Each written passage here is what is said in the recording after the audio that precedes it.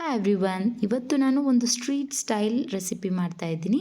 ಅದೇ gobi manchurian, but without ಮೈದಾ ಮತ್ತು cornflour ಇಲ್ಲದೇ ನಾನು ಇವತ್ತು ಮಾಡ್ತಾಯಿದ್ದೀನಿ. ಸೊ ಅದು ಹೇಗೆ ಮಾಡೋದು ಅಂತ ನೋಡೋಣ ಬನ್ನಿ. ನಾನು ಗೋಬಿನ ಚೆನ್ನಾಗಿ ಬಿಸಿನೀರಲ್ಲಿ ಉಪ್ಪು ಹಾಕ್ಬಿಟ್ಟು ವಾಶ್ ಮಾಡ್ಕೊಂಡಿದ್ದೀನಿ. ಇದಕ್ಕೆ 2 ದೊಡ್ಡ ಟೇಬಲ್ ಸ್ಪೂನಷ್ಟು ನಾನು ಅಕ್ಕಿ ಹಿಟ್ಟನ್ನು ಹಾಕಿದ್ದೀನಿ. ಸೊ ಅಕ್ಕಿ ಹಿಟ್ಟು ಹಾಕಿದರೆ ಸೇಮ್ ಟೇಸ್ಟ್ ಬರುತ್ತೆ, ಟೇಸ್ಟಲ್ಲಿ ಏನೂ ಡಿಫ್ರೆನ್ಸ್ ಇರಲ್ಲ. ಮತ್ತು ಇದಕ್ಕೆ 1 ಟೇಬಲ್ ಸ್ಪೂನಷ್ಟು ನಾನು ಗೋಧಿ ಹಿಟ್ಟನ್ನು ಹಾಕಿದ್ದೀನಿ. ರುಚಿಗೆ ತಕ್ಕಷ್ಟು ಉಪ್ಪು, ಸ್ವಲ್ಪ ಕೆಂಪು ಖಾರ ಹಾಕಿಬಿಟ್ಟು ಇದನ್ನು ಕಲಸೋಣ. ಕಾರ್ನ್ಫ್ಲೋರ್ ಇಲ್ಲದೇ ನಾವು ಇದನ್ನು ಈಸಿಯಾಗಿ ಅಕ್ಕಿ ಹಿಟ್ಟಿಂದನೇ ಮಾಡ್ಬೋದು. ತುಂಬಾ ಕ್ರಿಸ್ಪಿಯಾಗಿ ಬರುತ್ತೆ. ನಾನು ಏನಾದರೂ ಈ ಥರ ಮನೆಯಲ್ಲಿದ್ದದ್ದನ್ನೇ ಜುಗಾಡು ಮಾಡಿಬಿಟ್ಟು ಮಾಡ್ತಾಯಿರ್ತೀನಿ, ಬಟ್ ಟೇಸ್ಟಲ್ಲಿ ಏನೂ ಕಾಂಪ್ರಮೈಸ್ ಇಲ್ಲ, ತುಂಬಾ ಚೆನ್ನಾಗಿ ಬರುತ್ತೆ. ಈಗ ನೋಡಿ, ಇದನ್ನು ಜಾಸ್ತಿ ನೀರು ಹಾಕಿಬಿಟ್ಟು ಕಲಸೋ ಅವಶ್ಯಕತೆ ಇಲ್ಲ. ಸ್ವಲ್ಪನೇ ನೋಡಿ, ಈಗ ನಾನು ಕಲಸಿದ್ದೀನೆಲ್ಲ ನೀರು ಹಾಕಿ ಸ್ವಲ್ಪನೇ ನೀರು ಹಾಕಿ ಕಲಸಿದ್ದೀನಿ. ನೋಡಿ, ಈ ಥರ ಮಾಡ್ಕೋಬೇಕು. ಜಾಸ್ತಿ ನೀರು ಹಾಕಿದರೆ ಏನಾಗುತ್ತೆ, ಎಣ್ಣೆನೂ ತುಂಬಾ ಹಿಡಿಯುತ್ತೆ. ಸೊ ಕಡಿಮೆನೇ ನೀರು ಹಾಕಿ ನಾನು ಈ ಥರ ಡ್ರೈನೇ ಕಲಸಿದ್ದೀನಿ. ಈಗ ಎಣ್ಣೆ ಕಾದಿದೆ, ಎಲ್ಲ ಗೋಬಿನ ನಾನು ಇದಕ್ಕೆ ಹಾಕ್ತಾಯಿದ್ದೀನಿ. ಇದು ಚೆನ್ನಾಗಿ ಕ್ರಿಸ್ಪಿ ಬರೋ ಹಾಗೆ ನೀವು ಕರಿಬೋದು. ಈಗ ಒಂದು ಕಡೆ ಬೇಯಿಸಿದಾದ್ಮೇಲೆ ಮತ್ತೆ ಹೊಲ್ಸಾಕ್ಬಿಟ್ಟು ಇನ್ನೊಂದು ಕಡೆಯೂ ಇದೇ ಥರ ಬೇಯಿಸ್ಕೊಳ್ಳಿ.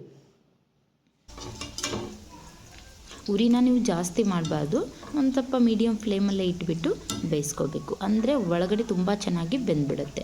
ಜಾಸ್ತಿ ಉರಿ ಇಟ್ಟರೆ ಮೇಲ್ಗಡೆ ಅಷ್ಟೇ ಬೆಂದಂಗೆ ಅನಿಸುತ್ತೆ, ಮತ್ತು ಕ್ರಿಸ್ಪಿಯಾಗಿ ಕೂಡ ಬರೋದಿಲ್ಲ. ನೋಡಿ, ಇದನ್ನು ಚೆನ್ನಾಗಿ ಸಿಮ್ಮಲ್ಲಿ ಇಟ್ಬಿಟ್ಟು ನಾನು ಫ್ರೈ ಮಾಡಿದ್ದೆ. ಲಾಸ್ಟಿಗೆ ಸ್ವಲ್ಪ ಫ್ಲೇಮನ್ನು ಹೈ ಮಾಡಿ ಕರಿತಾ ಇದ್ದೀನಿ. ನೋಡಿ ಎಷ್ಟು ಚೆನ್ನಾಗಿ ಸೌಂಡ್ ಬರ್ತಿದೆ, ಕ್ರಿಸ್ಪಿಯಾಗಿದೆ. ಸೊ ಇದಕ್ಕೀಗ ಗ್ರೇವಿ ಮಾಡೋಣ. ಈಗ ನಾನು ಸ್ವಲ್ಪ ಎಣ್ಣೆ ಹಾಕಿದ್ದೀನಿ. ಅದಕ್ಕೆ ಸಣ್ಣಾಗಿ ಕಟ್ ಮಾಡಿರೋದಂಥ ಈರುಳ್ಳಿ ಮತ್ತು ಅಲ್ಲ ಬೆಳ್ಳುಳ್ಳಿ ಪೇಸ್ಟ್, ಒಂದು ಸ್ವಲ್ಪ ಕೆಂಪು ಖಾರ, ಸ್ವಲ್ಪ ರುಚಿಗೆ ತಕ್ಕಷ್ಟು ಉಪ್ಪು ಮತ್ತು ಒಂದು ಸ್ವಲ್ಪ ಕೆಚಪ್ ಹಾಕಿದ್ದೀನಿ.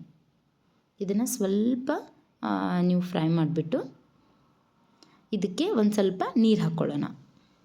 ಸ್ವಲ್ಪ ಲಿಂಬೆಹಣ್ಣು ಕೂಡ ಹಿಂಡಿದ್ದೀನಿ. ನೋಡಿ, ಇಷ್ಟೇ ನೀರು ಹಾಕ್ತಾಯಿದ್ದೀನಿ. ತುಂಬ ಗ್ರೇವಿ ಥರ ಇದ್ದರೆ ಗೋಬಿ ನಂಗೆ ಲೈಕ್ ಆಗೋಲ್ಲ. ಸೊ ಒಂದು ಸ್ವಲ್ಪ ಡ್ರೈ ಥರನೇ ಗೋಬಿನ ಮಾಡ್ಕೊಳ್ಳೋಣ. ಈಗ ನಾವು ಕರೆದಿದ್ದಂಥ ಎಲ್ಲ ಗೋಬಿನ ಇದರಲ್ಲಿ ಹಾಕಿ ಮಿಕ್ಸ್ ಮಾಡೋಣ.